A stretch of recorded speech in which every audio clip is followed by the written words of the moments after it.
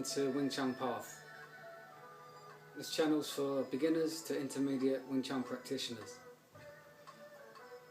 Today I'm going to talk about a little bit about training at home. Something that's really important from, if you're a beginner.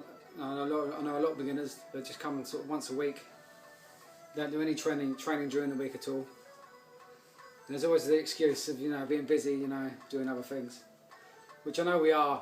Our lives, especially in these times, are getting busier and busier and busier. So I just wanted to prove that it doesn't matter how busy you are, you can still do 100, 200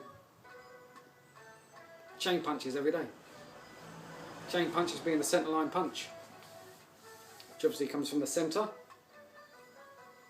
You start off from your guard, and you're coming forth,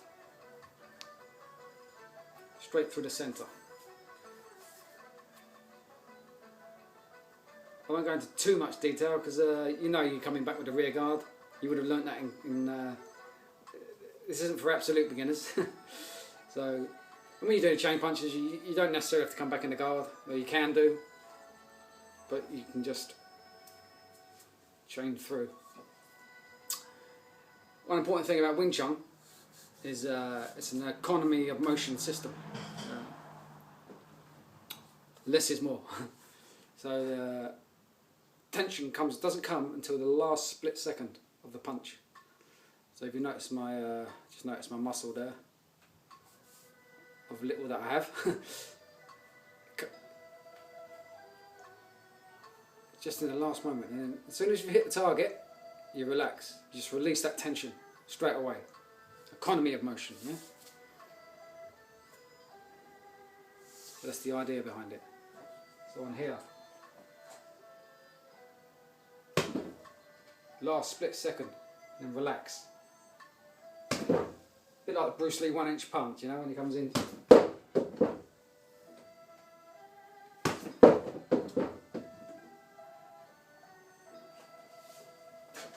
And I like to use different surfaces as well.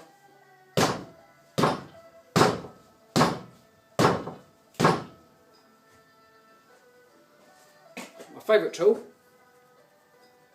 the one I'd recommend most, is the ball bag. I'll just show you here. There's one here. I use just dried peas. These ones are called marrow fat peas. They're solid, I find them great for conditioning the knuckles. And that's one I'd recommend using. Go outside for a little walkie. I've got a punch bag there. Just demonstrate how quick it takes to do, say, 100 centre line punches. Shouldn't take long at all. So here we've got your punch bag with the peas in it, canvas bag, and I haven't stuffed it full with peas.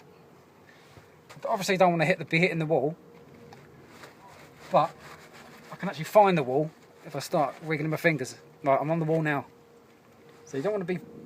So you want a bit of a solid base behind, yeah. But obviously, you don't want to be busting up your knuckles. But it's great for conditioning. I almost hit the wall when I hit that one. Almost hit it, but I don't want to be hitting it. There's less in that one because I don't want to condition my knuckles,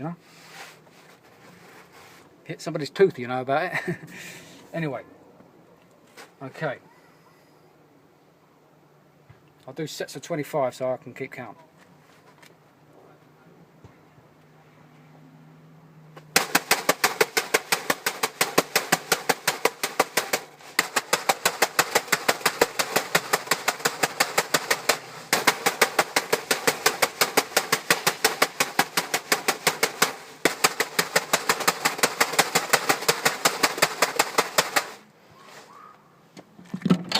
There you go. And another thing you want to be careful of, or not be careful of, but just to watch, is the breathing. A lot of Wing Chun schools, they don't teach this at all. I do Shaolin as well. And that's probably number one importance in Shaolin is the breath. So you're punching and you're breathing as well. Naturally, get the blood flowing, that's where you're getting your chi from. Especially important when you're using a lot of energy like punching out on a punch bag.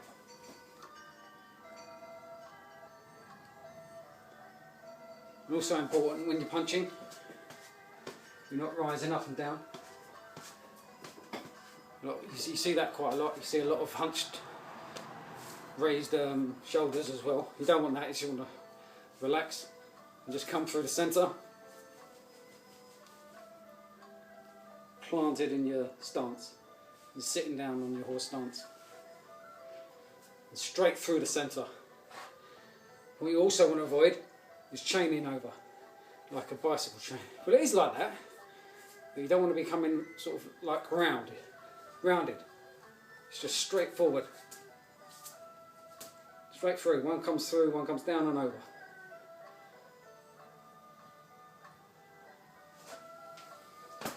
That's today's lesson. Ciao.